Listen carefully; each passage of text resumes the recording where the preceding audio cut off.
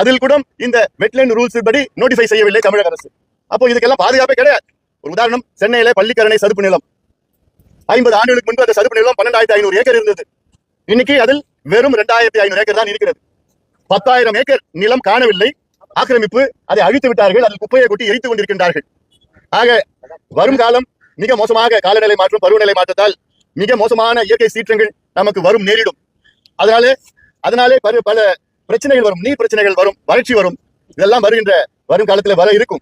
அதற்கு ஏற்ப mitigation, adaptation செய்ய நாம் திட்டமிட வேண்டும், அரசு திட்டமிட வேண்டும். அதற்காக தான் பசுமை தாயகம் சார்பிலே நாங்கள் இந்த சேவ் வெட்லண்ட்ஸ் சதுப்பு நிலங்களை பாதுகாக்க வேண்டும், வரையறை செய்ய வேண்டும்.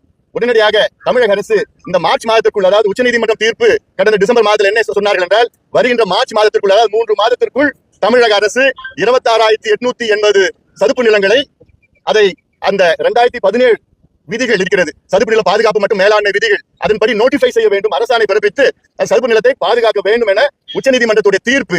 இன்னும் 2 மாசம் போயிடுச்சு, இன்னும் 1 மாதம் தான் இருக்கு.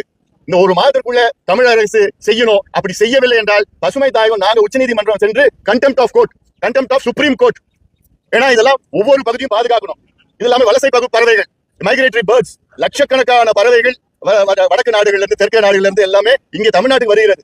லட்சக்கணக்கான, என்ன பிளமிங்கோஸ்ல இருந்து, பெலிகான்ல இருந்து, ஸ்ட்ரோக்ஸ்ல இருந்து, எத்தனையோ வகையான பறவைகள் எல்லாம் வந்துட்டு இருக்கு. இதெல்லாம் நம்ம பாதுகாக்கணும். இதே போன்ற இந்த பிச்சாவரம் பாதுகாக்கப்பட்ட பகுதி. ஆனா இதுல ஆக்கிரமிப்புகள் அங்கங்க நடந்துட்டு தான் இருக்கு. இந்த பிச்சாவரம் சமீபத்துல 2004 சுனாமி வந்த நேரத்துல இந்த பகுதி மட்டும் பாதுகாக்கப்பட்ட பகுதி ஆயிடுச்சு. இந்த சுனாமி இந்த பகுதியை தாக்கல. ஏன்னா இந்த அலையாத்து காடுகள் அந்த சுனாமியை தடுத்து நிறுத்தியது. இது போன்ற எத்தனையோ வகையான சதுப்பு நிலங்கள் எல்லாம் இந்த தமிழ்நாட்டில் இருக்கிறது. இதை நாம் பாதுகாக்க வேண்டும், அரசு பாதுகாக்க வேண்டும், அரசினுடைய கடமையை செய்ய வேண்டும். இதுவரைக்கும் இந்த 6 ஆண்டுகள் 8 மாதத்துல ஒரே ஒரு சதுப்பு நிலத்தை கூட தமிழக அரசு பாதுகாக்கவில்லை.